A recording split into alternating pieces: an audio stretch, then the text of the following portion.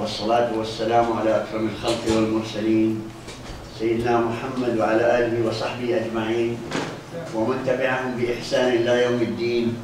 السلام عليكم ورحمة الله وبركاته. الحمد لله رب العالمين الذي خلقنا مسلمين، والحمد لله رب العالمين الذي خلقنا أصحاء ومعافين، والحمد لله رب العالمين الذي خلقنا عاقلين لنعقل كيف نعبد الله عبادة يرضاها ونحظى بمغفرته وبرحمته إن شاء الله. Say Ameen. All thanks and all praises be to Allah subhanahu wa ta'ala that He created us Muslims, and all thanks and praises be to Allah subhanahu wa ta'ala that He created us healthy and able to function as a human being. And all thanks and all praises be to Allah subhanahu wa ta'ala that He created us with that mental capacity that we can understand Allah, so we can worship Him the right way He deserves, for us to gain from Him His mercy and His forgiveness, inshaAllah. In continuation of our series of lectures that we are talking, the new series we started last 2 weeks, about the life of Prophet Muhammed ﷺ and how we can enhance our deen and our life by following his sunnah and following his footsteps. Because the confession of all his wives, talking about the conduct and the behaviors and the manners and akhlaq, basically, akhlaq, which is the manners that he conducted himself, they all made one statement. And all his wives, the one who knows him the best, the most than anybody else, they said, كَانَ خُلُقُهُ الْقُرْآنِ, that his life and his way of conducting himself was exactly what it says in the Quran. Imagine if Rasul ﷺ, he's among us now, he's between us and shit. Well, let's hope that his love is here. Do you think what we do now in our daily life acceptable by Rasulullah? So, in order for us to be better than what we are now, in order to meet his standards, we need something to learn from, some samples or example for us to follow, or a role model to follow. He can't be with us physically. He cannot live among us physically, but his words are living with us. His words, and the one who is telling us what he has to say in order for us to follow. And this is the best example, because we can read the Quran, we know the Quran, inshaAllah, all of us, which is the majority of us, knows the meaning of the Quran, inshaAllah. And imagine, beside the Quran, he's also simplifying the things that are hard for us to understand. He lived in his life to simplify everything in the Quran and everything in Islam for you and me to understand. And this is what we are trying to establish here. We're trying to establish our knowledge of him first, to know who is this man. Because this is one of the questions going to be asked in the grave, each one of us. The Malaika, the two of them, Munkar and Nakir, they're going to ask each one of us in the grave. After asking, who is your Lord? We'll say Allah. What's your religion? We're going to say, inshaAllah, al-Islam. And third question, who is that man who was sent among you? Or sent to you? Imagine if we don't know him. Which basically, if I conducted a survey now among all the Muslims around the world, what do you know about Prophet Muhammad ﷺ? You know this much. This much, the tip of my finger. Because if I ask myself and all of us right here, right now, tell me the name of Prophet Muhammad ﷺ, his lineage. How many of us know his name, his family name, and his great-grandfathers and all that? The sequence of his lineage. How many of us do know? 1, 2, 3, among our, let's say 15, 20? Imagine the whole Ummah as a whole. How many knows the name, real name of Prophet Muhammad ﷺ, more than just Muhammad and Muhammad ba'amdillah? That's all majority of us knows. Imagine we follow somebody we don't know nothing about. We don't know his name. The only thing we know, the first name, Allah mentioned his name among the people, and all people knows him as just Muhammad sallallahu alayhi wa sallam, and Nabi, al-Rasul, and so on. That's all we know. But do we really know his lineage, his fathers, his mothers, his grandfathers, his family, his tribe, where he came from, how noble his family is, or how rich they are, or how poor? We don't know nothing, except clips from stories from here to there, and we don't know about it. Thank you very much. MashaAllah, barakallah. And you're telling me why I'm coming here every Sunday? Look at the treatment I get from those beautiful people. And to see those beautiful faces here sitting too. MashaAllah. So anyhow, we thank Allah for every knowledge we know about our deen, about Islam. That's why one of the reasons I committed myself here to bring you some news step by step, so we can, by the end of this series, by the end of those lectures, if any one of us wants to know who's my Prophet is, who's the one who taught me Islam, who's the one who brought from Allah this ni'mah, this mercy, this beautiful blessing, which is Islam and Quran. And I'll say to myself, oh mashallah, I know my teacher. I know my beloved one. Not any single teacher. I know my beloved, the one I love the most, because we're supposed to love Muhammad sallallahu alaihi wasallam more than ourselves, more than our brothers and mothers and fathers and sons and all our family. Because Rasul sallallahu alaihi wasallam, it's not enough until I am better than you, until you take me that better than your own self. And here's the story, small story, just to refresh our love for Rasul sallallahu alaihi wasallam. One time he was walking with Hazrat Umar ibn Khattab radiallahu anhu, and then Hazrat Umar looked at the face of Rasul sallallahu alaihi wasallam. He said, Ya Rasulullah, Wallahi I love you, Wallahi innu uhibbu. He said, Jazakallah khair, barakallah feek, you love me. How much do you love me? You love me better, more than your sons? He said, yes. You love me more than your money and wealth? He said, yes. You love me more than your father? Yes. Than your mother? Yes. Ya Umar, do you love me more than yourself? He said, just let me think about it. No, Ya Rasulullah, to be honest with you, I love myself most. He said, not enough, Ya Umar. It's not enough. So he was shocked. You know, Hazrat Umar ibn Khattab radiallahu anhu, he was straightforward, Farouk. Farouk means he always tells the truth, always does everything according to the truth. So he said, Ya Rasulullah, can I take some time to think about it? He said, no. So he left Rasul sallallahu alaihi wasallam to go to his something. Then suddenly he came back running. Ya Rasulullah, wait. He said, yes. He said, yes, I love you more than myself. He said, what made you change your mind? You know, you just 5 minutes ago you said you love yourself more than I. So he said, Ya Rasulullah, when I left you, I asked myself, on the day of judgment, I'm standing in front of Allah, and me and myself, nafsi is under judgment. Whom do I need the most? My nafs or you? At that moment, my nafs itself is under judgment. How can I love myself more than you are? Because at that moment, I'll ask Allah to ask you to make shafa'ah for me. To make shafa'ah, to be standing and making. So this is the attitude of Hazrat Umar al-Khattab when he asked himself on the day of judgment, whom do I need the most? And I hope we all have the same feeling. We need Prophet Muhammed sallallahu alaihi wasallam the most, more than ourselves, more than our father, more than anything else we have in this universe, in this world. So from that standpoint, I want to just pump you up to see how much we should be loving Rasul sallallahu alaihi wasallam. In order to love him, we have to know him. We know how he treated things, how he did his things during his daily life. So in the process, we have to know everything about him, from the birth, from the name, the day he was born, who was his father and his mother, who was his relatives, his family, his lineage, until we know the final message he told us before he died, when he made the final will and testimony at the end before he died. This life It's 63 years from the day he was born until the day he left this world.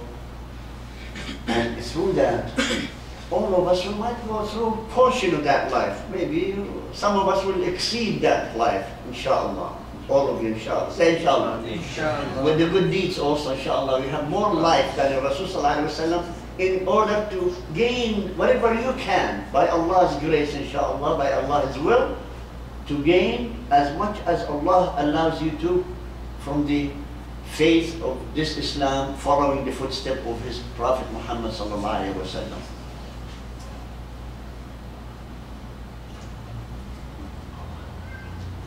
It's too hot. Now, what we finished last week, we finished the name, Muhammad sallallahu alaihi wasallam's name, how we call him.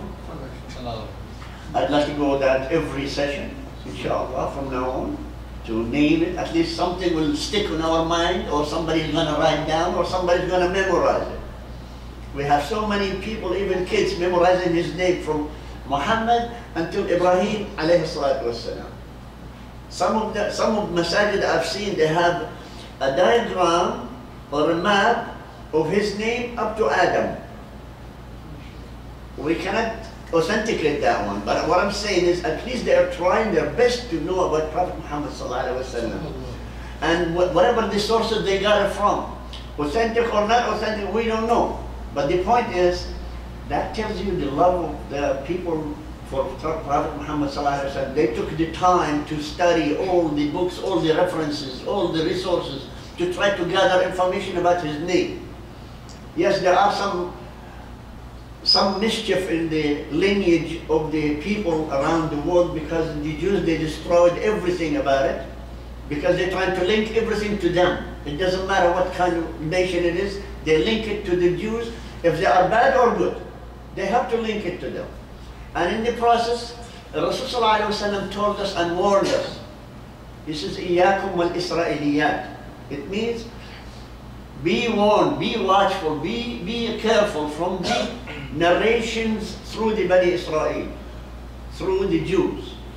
Be careful, because if they manipulated their own book, their own Torah, what do you think you're going to manipulate yours too? So at least the Rasul sallallahu alaihi wasallam gave us a warning that do not take everything as for granted, everything as truth. Specifically if it came through them. That's why we have al-Qisas al-Israeliyah, we say the stories or the narrations that were done by the Israelites, Bani Israel. A lot of these ones were destroyed, distorted. The Rasul sallallahu alaihi wasallam, he used to hear some of their stories, never commented on it. But some of these stories, when it deals with halal and haram and Allah and had and hudud Allah, he used to step in and correct that. He used to tell them, bring me the Torah, I correct it for you. Because this is what Allah, the ascended Torah, when he sent Torah to earth, these words are not there. The one you wrote down. And bring it, I'll show you where is the mistakes, where is the wrong, where manipulation, they call it the change, tahrif al-Torah. So, from that on, I'd like to do every time the authenticated one, which is done by the Muslims, through the Prophet Muhammad sallallahu alaihi wasallam himself, hadith, to tell his lineage. So, the lineage as follows, as we say, Alhamdulillah Rabbil Alameen, this is the name of our Prophet Muhammad sallallahu alaihi wasallam. We call it the honorable lineage, An-Nasab al-Sharif. We call it An-Nasab al-Sharif. هو أكرم خلق الله وأفضل رسله. He is the most honorable creation of Allah and the best of his messengers. This is the beginning. And he's the seal of all his prophets, the Khatamul Anbiya. Now his name is, start with Muhammad. Sallallahu alayhi wa sallam. Why his name is Muhammad? We discussed that before, but I'm going to just give you a brief.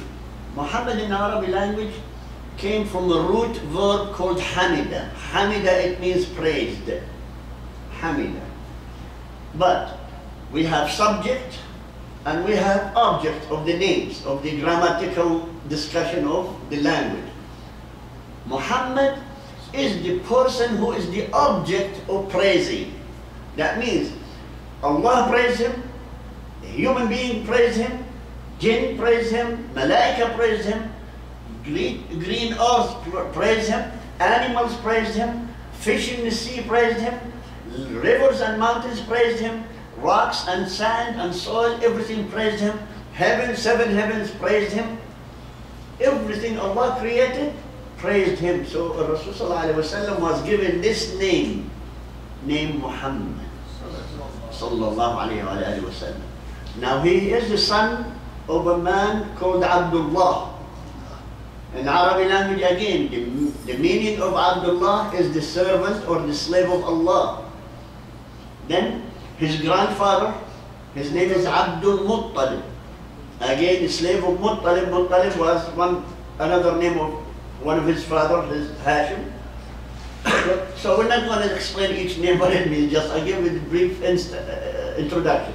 Now his name is Muhammad ibn Abdullah, ibn Abdul Muttalib, ibn Hashim. Up to this point, I ask each one of you to name, at least to memorize this.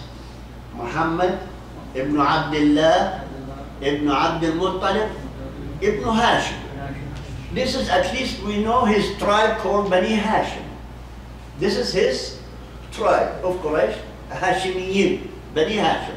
So if we remember that one, would be at least good start. But this one should be memorized all the time. Muhammad ibn Abdullah ibn Abdul Muttalib ibn Hashim. Up to this point, let's continue, and inshallah Allah will give you the strength to finish the rest by memorizing. Ibn Abdul Manaf, Ibn Qusay. The word Ibn, it means the son of in Arabic language. Ibn, it means son of. Ibn Qusay, Ibn Kilab, Ibn Murrah, Ibn Ka'b, Ibn Lu'ay, Ibn Ghalib, Ibn Fihr, Ibn Malik, Ibn Nadr, Ibn Kinana, Ibn Khuzaymah, Ibn Mudrika, Ibn Ilyas, Ibn Mudar, Ibn Nizar, Ibn Ma'd, Ibn Adnan. The quoting up to Adnan is the hadith of Rasulullah, and then it was mentioned Adnan, they think he is one of the sons of Prophet Ismail alayhi salam. But we're not going to spend any more time if it's true or not. This is not that important about this point. So Adnan with the real Ismail alayhi salam. Now, we said his lineage. Who's his mother? We said his mother is Amina bint Wahb, which is from Medina, in Bani Najjar. We said she is from the family that called Bani al-Najjar in Medina. Then we continued.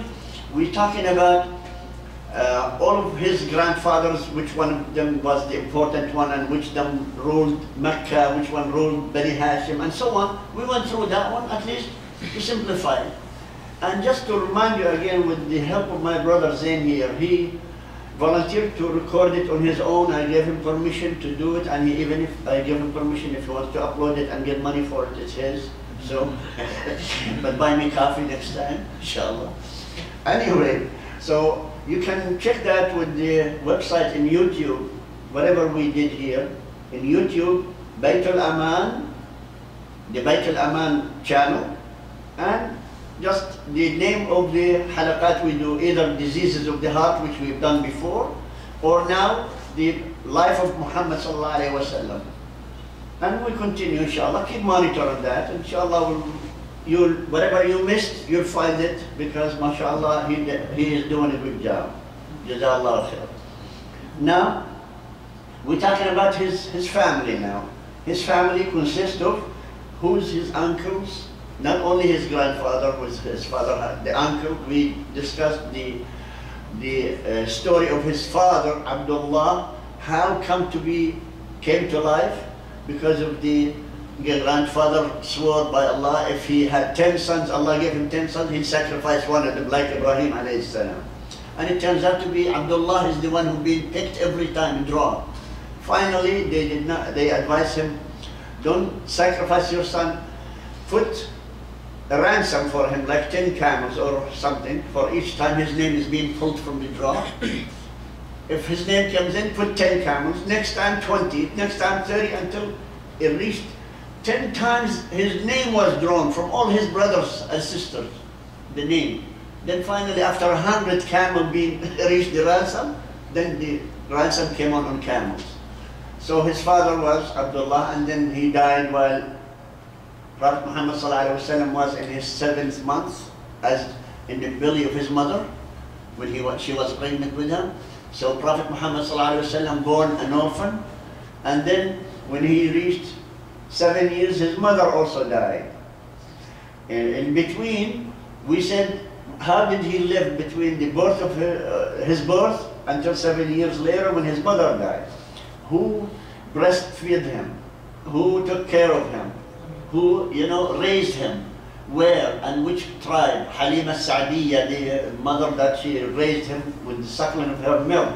And then what incidents happened? So we discussed those ones before. Today we're going to go for something new, inshallah.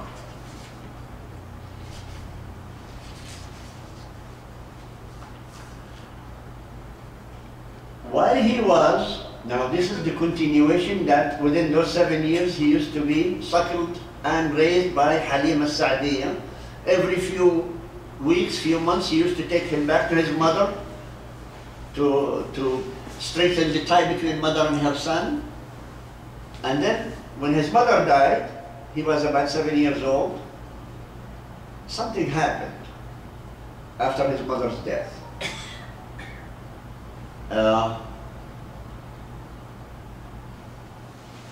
No, this happened while his mother was still alive, just at 7 years before she died. Prophet Muhammad ﷺ was playing with kids in Medina. With Halima Sa'diyya, Bani Sa'id, which is the people who were raising him, the tribe. Something happened in front. While he was playing with the kids, Jibreel alayhi salam came down, took him aside, cut his chest, opened his chest, and took everything inside. He has his own bowl of water, holy water, whichever, and he washed him inside totally. So the kids, when they saw that, they were running. Muhammad is dead, Muhammad is dead. He was killed, by a man or something. So they ran to Halima Sa'diyya, Halima, which is the mother suckling him, nursing mother. Then, when this happened, Jibreel alayhi salam patched him up and everything, and he was gone. So she came in, she found him lying down, pale, because he lost, consciousness and all that. So he was pale, and he looks like dying person. So she was really shaken about it. So she took him and ran to his mother in Medina.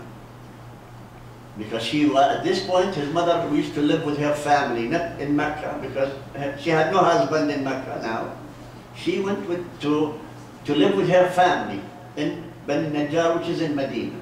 So Halima Sa'diyya took the son, Muhammad ﷺ, and she ran to Medina to his mother, Amina bint Wahb. And over there, she told his mother, she said, I've been told this way and this is the way he looks like, but I want to tell you about Muhammad ﷺ among us when he was living with us. We saw so many miracles. We saw so many things. Never seen it in anywhere else. We saw the barakah happens in my family, the food, the animals around us. Everything produced unbelievably different than what we expected. So how about, I beg you, can you leave him more with us? Especially after this incident, now everybody's shaking because something might happen. So they don't want to let him go anywhere. But Halima Sa'diyya, again, she begged his mother and begged her family to keep him with her. And she promised to bring him now, with shorter period of time, to his mother to see him. Until his mother was dead, She died, then she brought it to his grandfather. So his grandfather, after the death of his mother, now he cannot leave his own lineage, his own baby and grandson with another family to be raised. So he went there, Abdul Muttalib. Now his grandfather's name, Abdul Muttalib. So he went there and he took him back with him to Mecca. And at this point, Prophet Muhammad ﷺ was in the state of intelligence. He can speak the language to perfection because he learned with Bani Sa'd. This tribe in the desert, they were at the time known, they are Afsahul Arabi Lisan, which means the most perfect Arabic language, this tribe. So he now, with his intelligence, and even if he's too small, he controlled the Arabic language in total. Because all this tribe used to speak with him and used to deal with him, so he got everything so fast from them. Now, what happens? They used to come and test him with a few words that they thought he never heard those before. But his analytical brain used to analyze the language. He knows the root of this word or that word, how this developed and so on. Who speaks this word and who speaks that word from all the tribes. So he started to be really, what do you call, analytical linguistics expert. So he started to be showing so much intelligence to all the people around him. So his grandfather, he lost his father first, you know. The grandfather, he lost his son, Abdullah. Now he has to take care of this baby, you know. Imagine an old man like you know. He has to take care of, not me, don't look at me. He has to take care of this little boy, 7 years old, and he has no wife also. He's also widowed, Abdul Muttalib now. And all his sons, 10 of them around, 9 now after the death of Abdullah. 9 sons, and everybody has his own families, but he has a role. But he knew, he said, I should raise him myself. Because he had that hunch, that feeling, gut feeling. He used to think, this boy is going to be something, and I have to take care of him. I have to, you know, nurse him. I have to really protect him. And one time, he said, I'll take him with me to a trip to Sham. You know, remember they used to have a trip, رحلة الشتاء والصيف, which means the merchants from Mecca and Medina, they used to go north in the summer, and they go south to Yemen in the winter to buy stuff, because Mecca doesn't have anything. Mecca is bare. All their food supplies, all their material supplies from those 2 routes. So, one time he was taken and he says, I'm not going to leave him behind in Mecca. I'll take him with me to Sham, to Syria. In the way, with his group as merchants, with the caravan and so on, they stopped in a place, there is a small worship house for a Christian monk or Christian priest, whatever. And he was looking outside, looking for those Bedouins who were coming with the caravan and sitting under the tree there. But he was looking at the only boy among them. This boy, every time he was there, you remember desert, we're talking desert, and the sun is awful heat. You cannot stand it when you're sitting in one area. You have either to move or to put yourself under a shade. Every one of them, they left Muhammad ﷺ with the camels, and they came, sat inside this little house of worship of this monk. And they told him to stay with the camels and this one. So he was looking at him. He realized something. Everywhere he goes, he's in the shade. Then he looked up, and there is a cloud. Anywhere he walks, the cloud above him, so it protects him from the sun. He went back to his books. He was looking at his books. The name of the rahib, or the name of the monk, is Bahira. His name is Bahira. And he was looking at his books and reading. He said, I read something about a boy coming from here. I better go and check it out. Is he the expected prophet or not? Because they know They know the time, the place where he's going to be, but they did not know that he will be Arab. They thought he is a Jew. They thought the last prophet is going to be from Arabia, is a Jew. That's one of the reasons 4 big tribes of Jewish, they left Palestine and left Iraq and Syria. They came to live in Medina and Khaybar and Mecca. Because they said, if the expected prophet is going to be within, let's say, 50 years from now, let be from one of us. That's why they used to warn the people of Medina that the prophet is going to come with us and then we're going to rule you, Arab. We're going to really rule you and then we're going to annihilate you. That's how they used to instigate the Arabs, and they used to insult the Arab, and every time the Arab needs any explanation, they used to just, oh, the people of the book, Ahlul Kitab, which means the Jew, they used to ask them about things. Until Prophet Muhammed ﷺ, later on, we're going to discuss that later. But Bahira now, he looked at this, he realized, nobody, Allah provided him with this shade unless if he's holy. So then he looked at the book, he came to his grandfather and he says, Ya Abdul Muttalib, can I see the back of the boy? He said, why? He said, because there must be a mark on his back. The mark is a piece of flesh hanging from the back. It's like the size of an olive. You know the olives? The size of an olive behind his back. He said, why do you want to see it? He said, if he has it, I'm going to tell you something later. So he called, Ya Muhammad, come over here. So he came in, took the shirt down. As soon as he saw that, he said, Ya Abdul Muttalib, don't ever trust any human with him. Take him back. Don't take him to Syria. He said, why? He said, they're going to kill him. Go back to Mecca. Don't let anybody know what he is. He said, why? He said, he is the expected prophet. The one we all Jews and Christians expect the prophet. This is the man. He got the seal of the prophets in his back.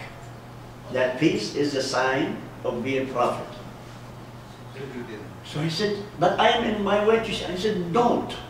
Take him back, because the people, if they know about him, they'll kill him. Especially Jews and Christians in Syria. Now they are out to look for the time when he was born 7-10 years ago. Now it's the time everybody expected, where is that prophet going to come from? And they want to kill him, because every tribe, everyone, they want to say, the tribe should be from our tribe, not yours, not his, not those. So Bahira, at that point, they say this, the narration says, at that time, his age, Prophet Muhammad ﷺ, was about 10 to 12 years. So there was no real age confirmed at that time. So anyhow, the grandfather, for his love of his grandson, he was shaken a little bit. Is it true this is going to be a prophet? Imagine somebody's telling you your grandson is going to be a prophet, and at that time, to be reputation of a prophet, that means somebody who has the whole divine powers. He could split the earth, he could do this like a greatest magician. Especially when Arab at the time, they used to hear exaggerated stories by the Jews. They used to say, our prophet split the sea, our prophet changed the moon, our prophet, about Musa, you know, they exaggerate. You don't tell the stories as it was.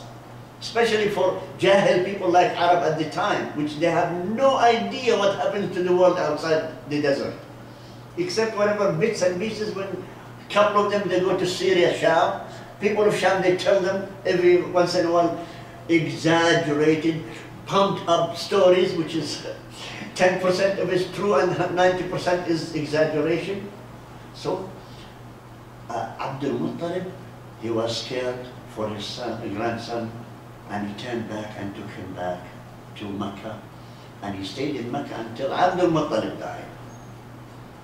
Imagine, Abdul Muttalib died. Now, at that point, happens before Abdul Muttalib died, when he came back, during the growing up of the Prophet Muhammad ﷺ, there was a tribal wars between people in Arabia, you know, tribal wars. This tribe, they invaded this tribe, they killed the men, and they took the women and children, and they sold the women and children in the slaves market. and then this tribe here rise up again, attack those ones. It's called Harb al-Fujjar. Harb al-Fujjar, it means the battle or the war among the non-believers. Harb al-Fujjar. And it happens, at that time he was about 20 years old. Prophet Muhammed he was 20 years old. And what he did, he used to go for a market. It used to be called Suq Uqad around Mecca, or neighborhood of Mecca, Suq Uqad. This market, it's a convention place. Anything to happen, it has had to happen in this place. Like trading, negotiation for wars, exchanging prisoners in that market. And also used to be the platform for poets. Poetry used to be recited at that place, Suq Uqad.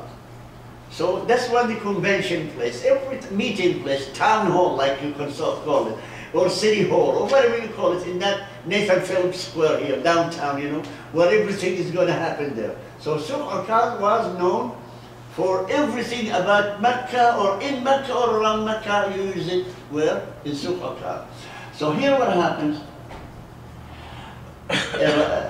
too many people get killed from that war, you know, the Harb al-Fujjar.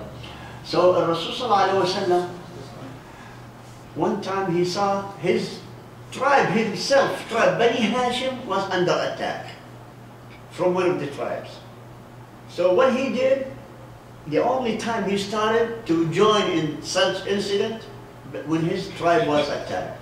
So he did, when he's 20 years old, he did not fight, he only just used to prepare the arrows. Or sometimes he threw the arrows with his people and so on, but he did not participate in fighting face to face. He was doing the arrows, you know, giving the arrows to his uncles and all his cousins and all this one. Until the battle is over. From so many people got killed from Mecca, from the outside Mecca. Then there was a few things happened within that period. People used to oppress each other. The strong man oppressed somebody else, and somebody else, like, I borrowed from you money. What happens when you tell me, okay, you pay me within 1 year. When the year is over, you come to me and says, I need my money. Who are you? I forget about you. So the people used to deny this one. So the victims are so many now. There are so many victims in so many bad habits. Then the people who are victimized, some of them from outside Mecca, they used to come to Hajj time, stand in the Kaaba area and start yelling and screaming, who is going to give me my right among you from those people? I've been victimized. I'm going to make poetry against this tribe or that. Please everybody listen, I'm going to start the poetry. In Arab time, if anybody recited a poem against you, it will last forever. And the degradation of your family, according to that poem, is going to be spread in an instant among all the Arab in Arabia. And it's humiliating, it's very insulting, like it has major effect on the whole family. You will be ashamed to walk among people if that poem be recited against you and your family. So those people start yelling and screaming, we're gonna recite poetry. We're gonna recite poem against Bani Hashim or against Bani Tayyib or Bani Adi or something. So finally the great chiefs of all those tribes of Mecca, they got together and says, listen, if one poem spread outside against any one of our tribes, people stops coming to Mecca. Then we have no trade. We have nothing. People are going to cut our supply routes from outside Mecca, then we're going to starve to death. So how about if we made a coalition between all the tribes of Mecca and get every victim person his right. It's called Hizbul Fudul. Fudul, it means the perfect good deeds.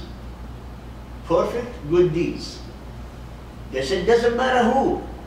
Even you Abu Sufyan, they used to call you Abu Sufyan, if you have some victim came to complain about you, we're going to force you to bring him back his right and apologize. Do you agree? He said, I agree. Abu Jahl, Abu Bakr, Abu Umar, and all of those people, they agreed, the 12 chiefs. 12 chiefs of Quraysh, they signed Hizb al-Fudul. And they asked one person to be the witness. Me or you? Which one do you think?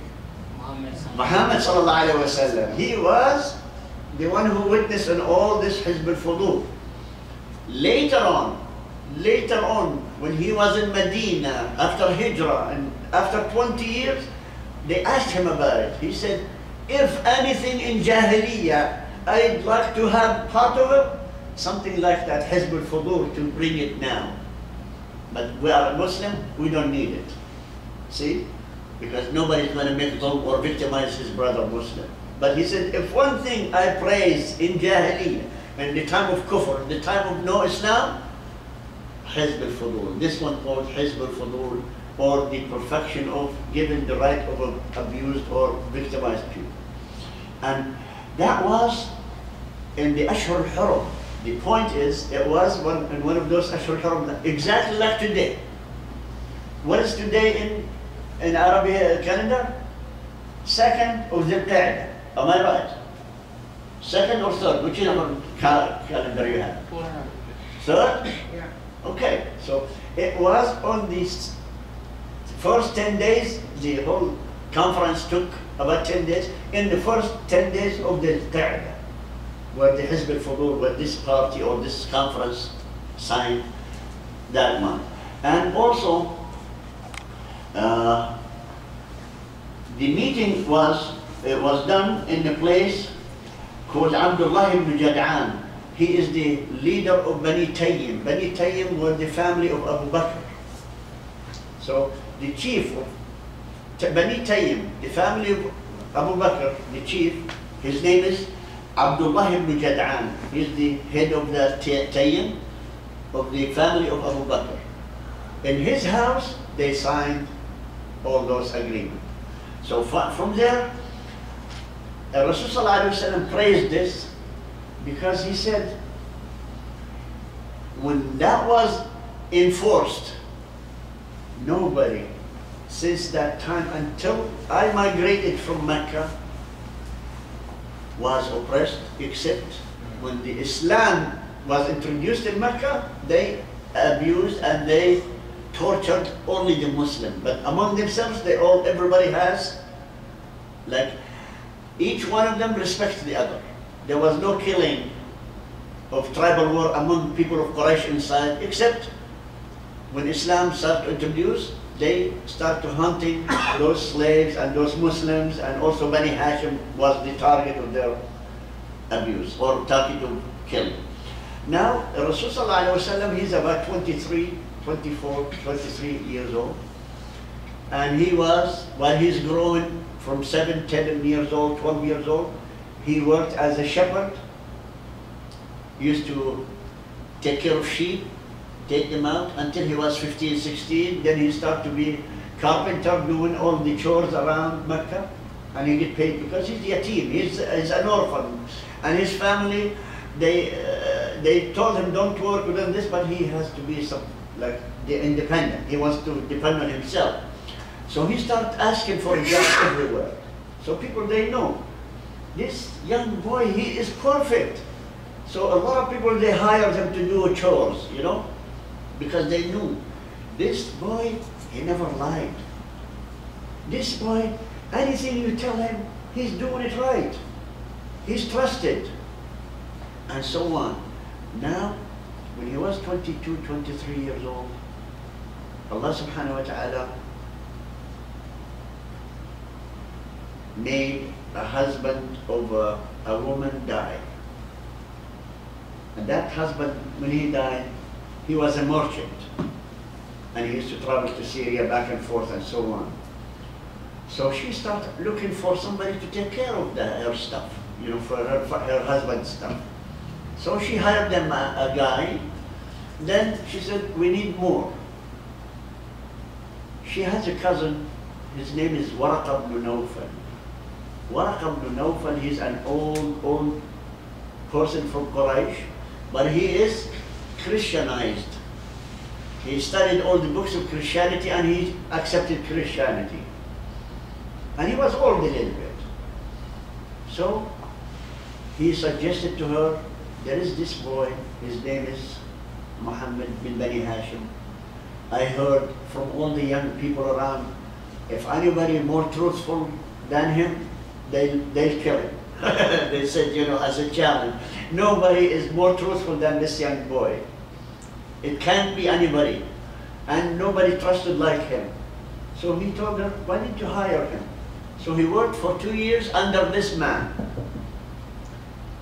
But this man, when he used to come back from every trip from Syria, used to tell his boss, the woman, he used to tell her, at any time you want to trust somebody, trust this boy, even not me. I'm not trusted like him. You can trust him better, more than I do.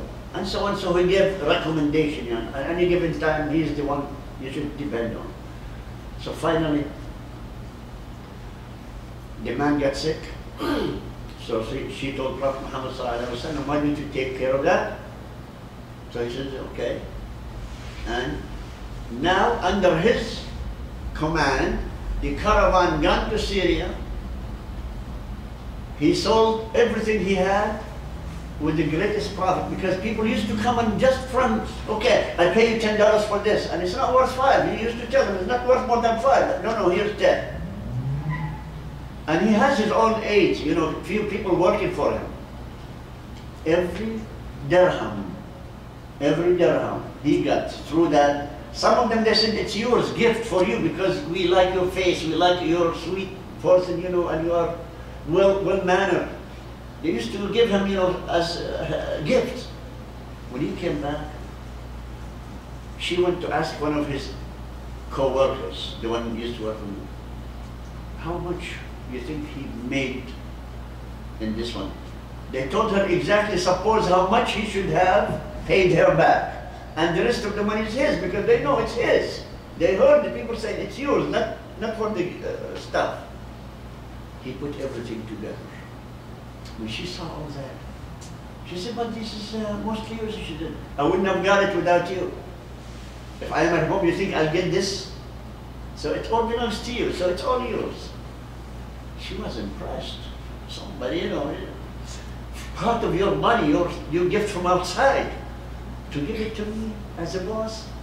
So she was impressed. So she was talking to Halaka ibn Nawfal, her cousin, and so on. She was talking.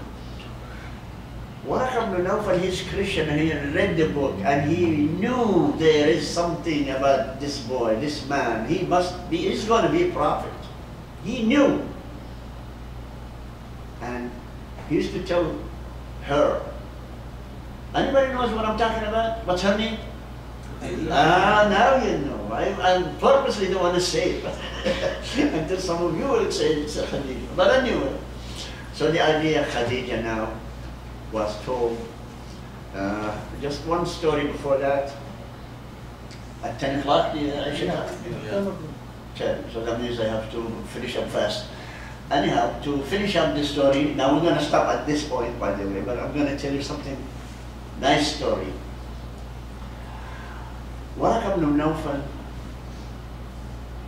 he is a funny guy. He's an old guy.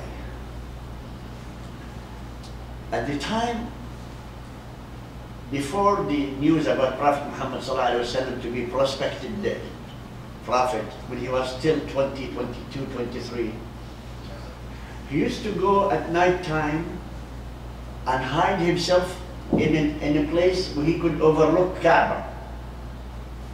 Why at night? Because night time, women used to come make tawaf around Kaaba naked. Daytime, men naked.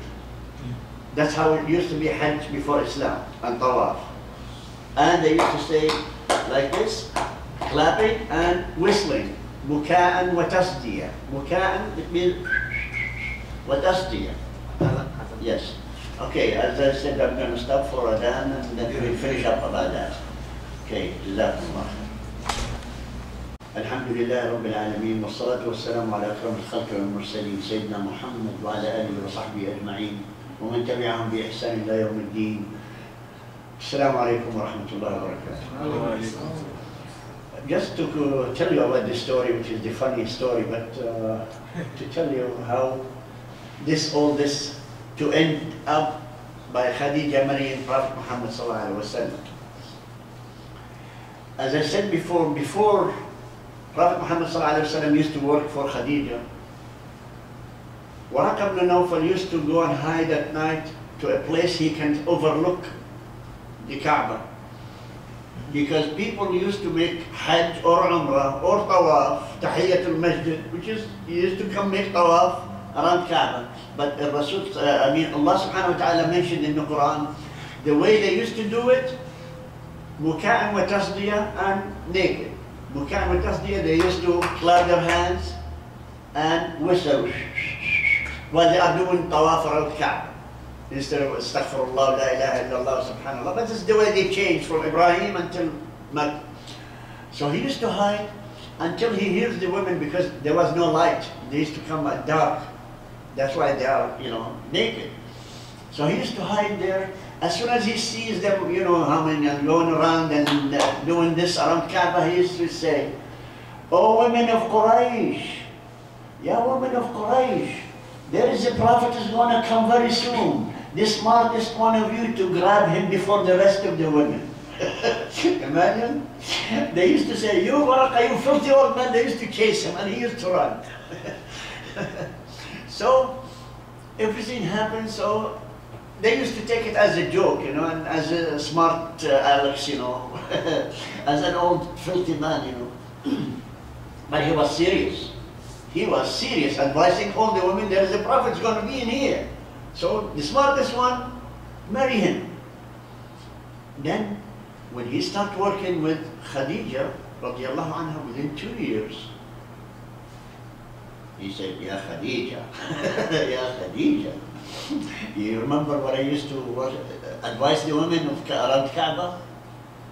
I suggest you marry him now, before somebody else grab him." There is a lot of women in Bani Hashim, they are all wants to marry him. And he know all of them, they know him. She said, "But I cannot, propose for him. He's the man, he should be." He said, "I'll talk to him." So he talked to Prophet Muhammad ﷺ, he suggested to him, he says, "Okay, go and ask your boss how she thinks about you." Imagine, he wants to marry his boss. I cannot, on life of me, imagine the situation. The Rasul ﷺ being advised to go talk to your boss, "Can I marry you?" No, he said, just ask her, what does she think about you?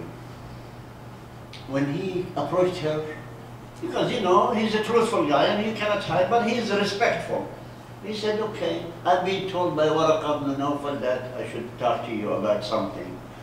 I'd like to ask you, if anybody asks you about me, what are you going to say about me?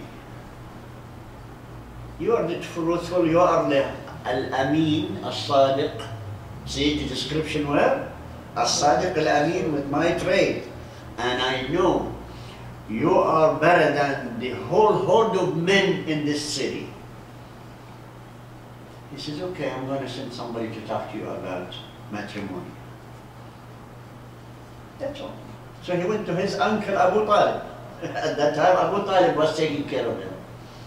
And Abu Talib, with all the left of the brothers, at that time there was about 4 of them dead from the 10. So all of them, they went to Khadija and her father and her family, asking her hand for Muhammad ﷺ, and all of them agreed. They said, "We cannot find, except one thing. Does he have an issue or any problem with marrying a woman older than him?" Why? Because he was 25. Imagine when you are 25, you remember? Do you remember when you are 25? Imagine if you see a woman with 40 years old and you think you're going to marry her at the present day mentality. I don't think anybody will go for it. But look how Rasulullah decency, his decency, that he agreed because he saw in her a perfect woman. He saw in her goodness. He saw in her chastity, which is honor. And a woman in Quraysh at that time, she's not allowed to do anything. But she was independent and she proved that she can stand her grounds and prove to the world around her, I am a woman with honor. Nobody could touch me. And she has that age, respect, plus her family is Bani Khuwaylid. Those people are also very dignified people. Very honorable family in Quraysh. So right away, they agreed and they married. At that point, Waraq ibn Nawfal, he went to the slave market, Suq Uqad, and he bought a boy. His name is Zayd, if you remember that name. He bought this boy as a gift, wedding gift. To who? To Khadija, radiallahu anha. And he said, this is my gift for you for the wedding, when you get married with Muhammad sallallahu alaihi wasallam. So, at that moment, when the marriage finished and they consummated, she turned around and says, sweetheart, Ya Muhammad, my love of life, because she used to admire him before, but she could not say it because she was widow, and you know the honor cannot allow her to do anything like that. Now when he is her husband, she said, sweetheart, I want to give you a gift.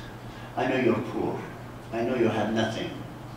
The only thing you have, a good reputation. The good reputation and good personality, and honest and trustworthy. I'm going to give you something at least to start your life with me. Because people are going to say, look, he's living off a rich woman. I know you are too proud to take anything, but I'm going to give you my wedding gift. This Zayd is for you. So now Zayd transferred from Waraq ibn Nawfal to Khadija. Khadija transferred him to Muhammad sallallahu alaihi wasallam. And he stayed with Muhammad sallallahu alaihi wasallam until he died. But as now here is the point. He was staying with Prophet Muhammad sallallahu alaihi wasallam as his slave. Everybody knows boy slave, ghulam, you know. Then 2 years later, now Prophet Muhammad sallallahu alaihi wasallam still not a prophet, 27 years old. Then the slave Zayd, his father and his uncle, they were looking for him because he was kidnapped and was sold because of the marauders or highway robbers anyway, they called it. So they came to Prophet Muhammad sallallahu alaihi wasallam when they know who owns him. So they came and says, you have a boy, his name is Zayd. He said, yes, I'm his father and this is his uncle. We came back to buy him back. He said, okay, let me call him first. So he called Zayd. He said, yeah, Zayd, who are those people? He says, my father and my uncle. He said, okay, they are here, you want to buy you back. What do you think? He said to his father, you know, Dad, I love you very much, but I'd rather to live with Muhammad sallallahu alaihi wasallam. Subhanallah. So his father and his uncle were shocked at the beginning. But they went around and they asked around, they says, Muhammad is better for him than all of you put together. And that was Zayd ibn Haritha. And then at that moment, he declared, Prophet Muhammad sallallahu alaihi wasallam declared in Mecca, in the Kaaba, he said to all Quraysh, the boy's name from now on is not Zayd ibn Haritha, his name is Zayd ibn Muhammad. So he adopted it until later on. We're going to discuss that in the future, inshallah, until Allah cancelled adoption in Islam, and there is forbidden adoption in Islam. So Allah subhanahu wa ta'ala wants to honor this man, the boy, the ghulam, as Zayd. He started to love Prophet Muhammad sallallahu alaihi wasallam like no other human being love another human being. And from that standpoint, I ask all of us here, please change your priorities of love. Whom you should love the most after Allah subhanahu wa ta'ala? Muhammad sallallahu alaihi wasallam. It's the key. Because the Rasul sallallahu alaihi wasallam, as I told you about the story with Hazrat Umar ibn Khattab radiallahu anhu, he said, not enough ya Umar. You love me more than yourself. So I ask all of us here, inshallah, to start practicing. Change your priorities of love. Make the Prophet Muhammad sallallahu alaihi wasallam more love to you than anything else. And the only way to acquire that is to know the Seerah, the Seerah to Rasul sallallahu alaihi wasallam, by reading about him, by listening to the halakat like this, or reading or search out anywhere to know Prophet Muhammad sallallahu alaihi wasallam. أقول قولي هذا واستغفر الله لي ولكم فاستغفروه. سبحان ربك رب العزة عما يصفون وسلام على المرسلين والحمد لله رب العالمين.